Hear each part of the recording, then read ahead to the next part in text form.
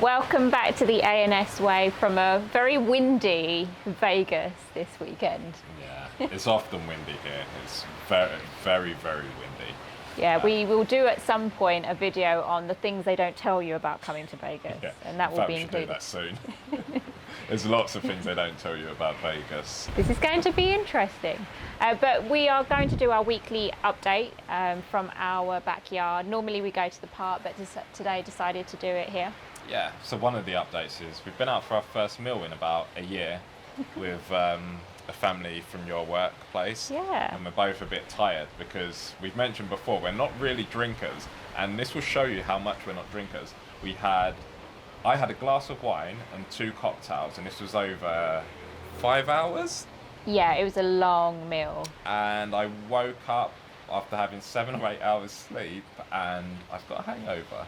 Yeah. 3 drinks, and I'm hungover. And it's now, what's the time now? 3:30 in the afternoon. So it's maybe 8 hours after I've woken up, and I'm still suffering. I'm too healthy. So I think we're both feeling a little bit tired, but we're still doing our update. Yeah, and it was really nice just to get out. So this has been the first week of living in our new place officially. And as always, there's been lots going on. Yeah. Where are we starting? Let's start with the house buying situation. Yeah. So for all of you that have been keeping up to date, we originally wanted to buy a house Yeah. before we came. We arrived and we realised it was quite not difficult in terms of getting the mortgage because we had done that part. We'd been pre-approved, which is usually the difficult part. But just in terms of timing and location, so we then accepted that we were going to move into rented. We signed our lease, and then we decided we potentially still want to buy. So we then got ourselves pre-approved for we got ourselves pre-approved 2 more times. Yeah, 2 more So we've times. now got 3 pre-approvals, 3 mortgages. And Different people say rates. you can't, yeah, all different rates. And people say you can't do it. You can, and we'll do a separate video Yeah. on how you get yourself a mortgage without being a permanent resident of the US. So where were we then once we got ourselves pre-approved? Well, the broker that helped us get the mortgage pre-approvals put us in contact with a realtor that he recommended, and straight away Ant was in contact with him explaining what we were looking for, our budget, and he sent us various listings of houses that were on the market, none of which we initially liked. There was probably only about 1 or 2 out of a good 14, 20 homes that he'd sent across. Yeah, and I think it was a case of once we had met him and explained what we wanted in the area, he then narrowed it right down to what we wanted. We then sent him over properties that didn't fit the criteria and said, "Oh, I noticed you sent me houses that are 50,000 more than you said to me." And we're like, yeah. Everybody does that. You kind of want it as cheaply as possible, but it wasn't possible. So we upped the budget a little bit. And then he started sending over some really good properties. I mean, it's a real slow trickle because of the area. Only 1 or 2 come up per week. Yeah, and pretty much from Monday, we've gone out, I think, 3 times with him now to see 1 or 2 properties each time, I would say. And the first time, we didn't really like any of them. No. Or even the second time, we didn't like them.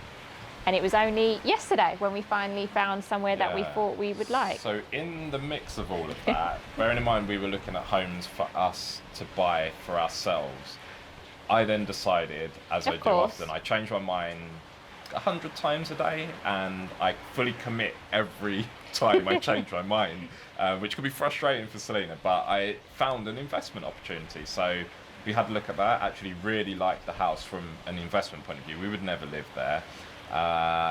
However, I then thought, will the mortgage allow us to do this? Because much like the UK, I assumed the system was you have residential and you have buy-to-let mortgages.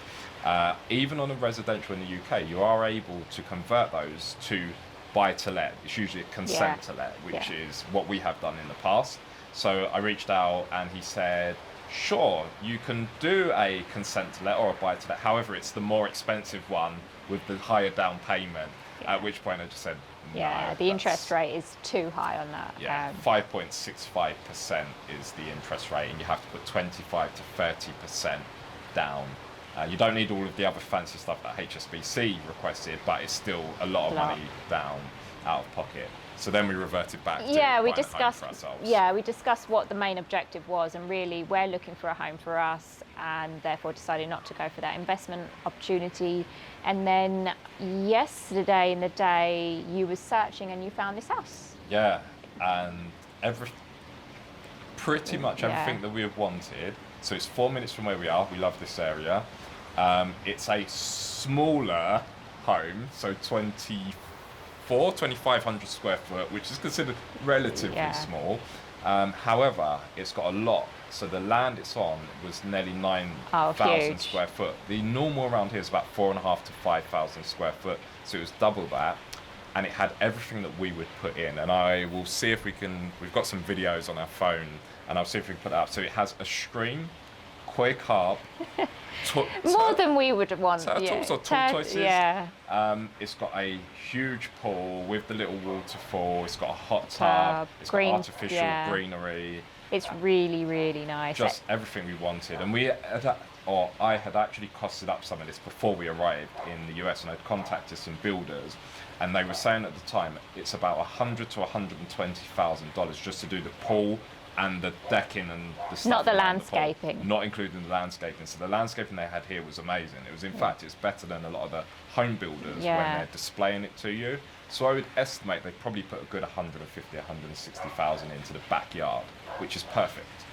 The house itself was really nice. It was very nice. It's more like a European home or a UK home that we're used to, so that was really nice. The kitchen living space was a lot nicer than looked in the pictures. New appliances. The layout was different. It had a mix of high ceilings and low ceiling.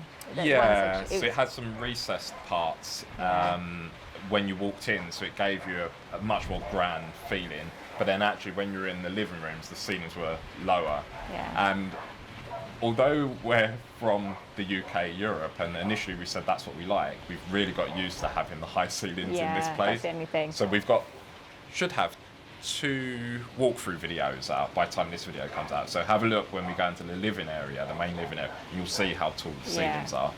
So we got used to that.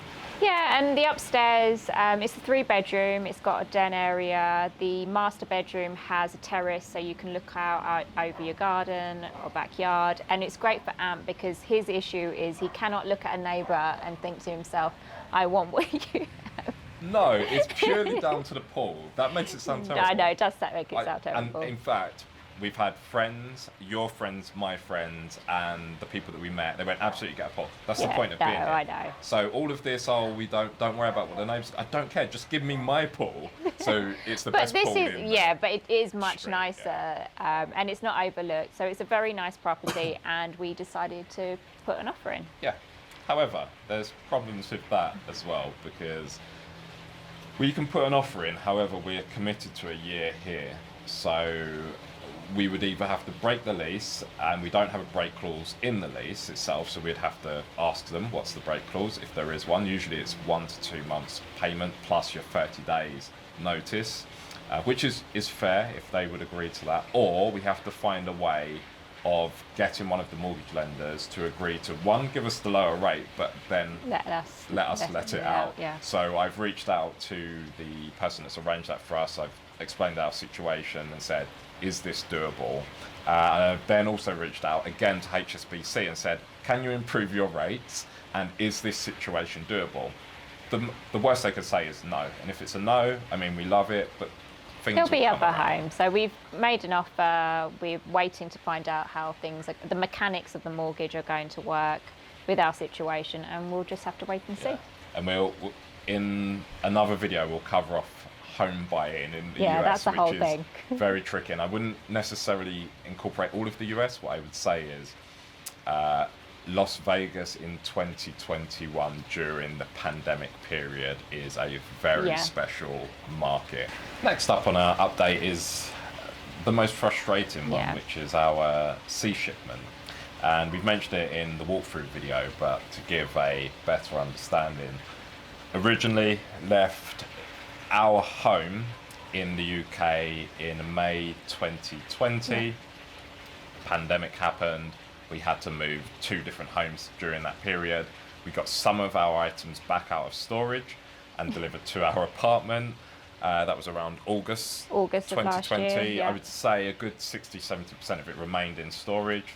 March of 2021, March the 2nd, the rest of the stuff was collected from our apartment, taken to storage, and was supposed to leave. I mean, it was delayed at that point, but it was supposed to leave on April 12th. April 12th was when, so they did the final packing on the 2nd of March, and then about 2 weeks later, when we had arrived in the US, we got the date that our sea shipment should leave on April 12th, arrive in the US May 22nd, and then it takes a few weeks. Therefore, last week I had assumed it had left. And then this week I had an email from the shipping company explaining that that vessel that was booked for the 12th was delayed till tomorrow, in fact, the 26th. But there is absolutely no way of knowing that that's actually going to sail tomorrow. And what that is, or what that means for us is, it's got things like all of our kitchen utensils, pots, pans, knives, forks. It's got our sofa, both of our beds, our bikes, everything, all of our exercise equipment, our dumbbells, all of 90% of our clothes, because we thought it's only going to be a short period without it. Our shoes. So we're in this position where a lot of this stuff we need at this point, but we don't have it. So we're having to just buy stuff as and when it comes up. So effectively we've doubled up on things. So when it arrives, we've got all of this stuff again. It's really frustrating. Like, even yesterday going out for the meal, I said to her, oh, I've got no heels to wear because I put it into storage. Not a big deal. I had shoes to wear. It's just the fact that as we're starting to try and settle and live normally now, and then it becomes apparent all the things that you're missing to live normally. Yeah, so we don't know when it's coming in actuality. It could be a month, 2 months, 3 months, 4 months, who knows. It's not our shipping company that is at fault at the minute due to the pandemic. There's huge delays at sea. There's just and you can read it. I read on the Independent and various other Forbes, websites, Forbes, that were talking about it's affected everybody. Shipments for everything, goods has been delayed, and people are overpaying to land their ships. So I'm pretty sure they're not overpaying to land our household items. And it's considered the worst they've ever known in forever, I believe. And there's nothing you can do. So any of you guys that are looking to travel at the moment, just be wary. You might get lucky, it might be fine for you, but we're hearing that household goods are being lowest priority. One tip for you, so one of the things that we did do and regret not utilising more is we sent over all of our electronics and our computer items and stuff we needed really quickly via air. And it was still delayed, but it was only 3 to 4 weeks. Was it 3 weeks? It was only a week delay. No, I'm saying 3 weeks total. Oh, for it to come, so 3 weeks and it had arrived. Now, there was no limit on our air shipment, or not one that we were aware of, so we could have actually got a few more things in there. Had we have known this at the time, then we would have done it, but hindsight's 2020, we didn't know that. So we're going to have to psych it up and work around it. Yeah, that's just how it goes. So that's the update on the sea. This week, because of that, we have been looking for things to buy. The juicer, any of you watching on Instagram will see the juices that Anton's been making. The juicer, rice cooker, an air fryer. The air fryer we would have probably got anyway. Yeah, we would have got that anyway. But we're also looking into buying a new TV. Yeah. Oh, so both of our TVs we don't have, so now we have to buy a TV. Yeah. 85 inches I want. We only need 75. Okay.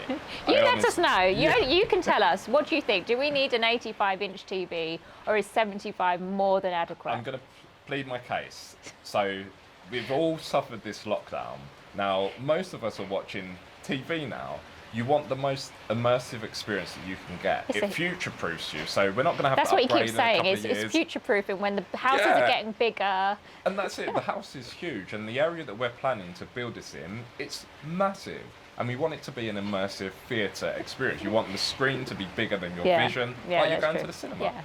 So you're agreeing? No, I think 75 is enough. But you guys can let us know, and maybe we'll go based on that. What else we got?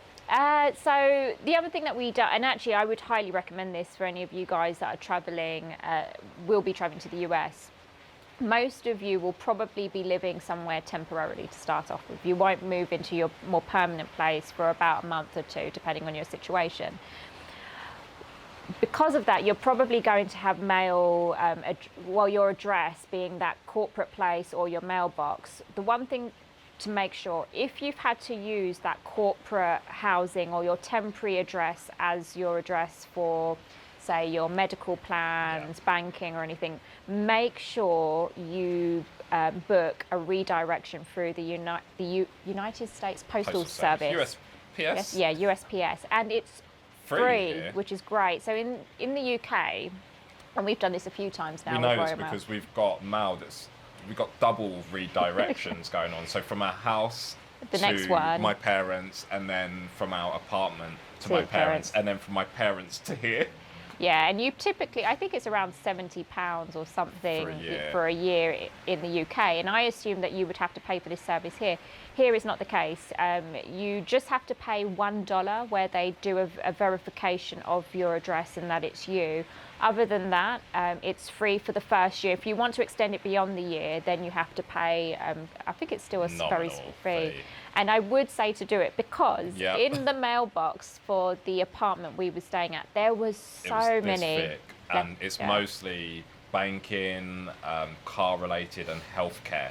So the really important stuff and stuff related to work has been, we were kind enough not to open it or move it, but you could see how somebody could easily take that information. And that was the prior tenants, just to be clear. It wasn't our stuff, it was other people that had lived in that apartment before us, and the post kept coming. So I'm glad that we set that up for us, and consequently we've had our medical stuff redirected. Yeah, so definitely do that.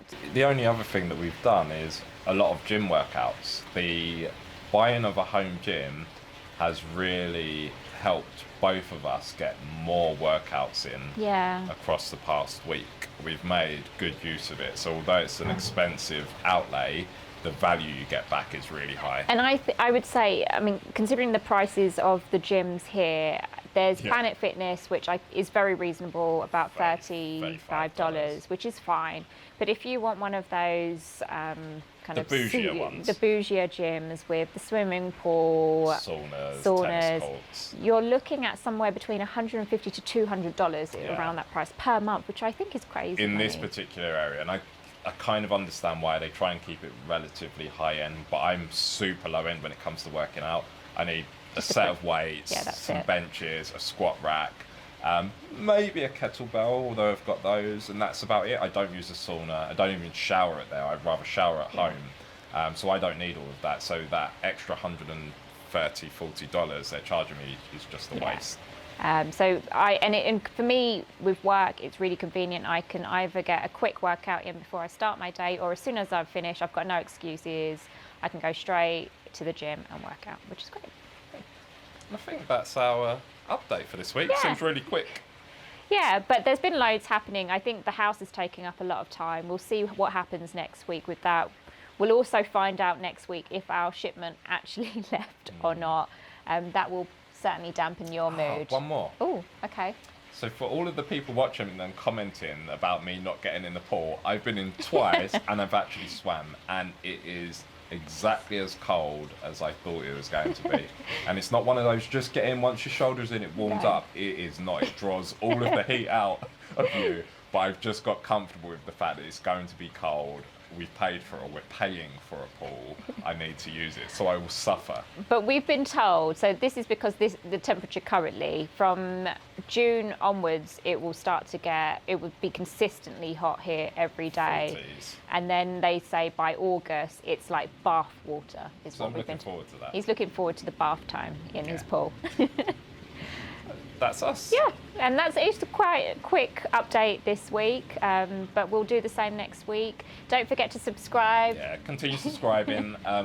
We've noticed an uptrend in the subscriptions, and we've now got about 50-50 to people that are watching that are not subscribed to people that are watching and are subscribed. Yeah, we're trying to change that balance a bit. It's going in the right direction, so thank you. Continue to subscribe, continue to like, and continue to comment, because that's Celine's favourite part. That definitely is my favourite part. Thanks for watching.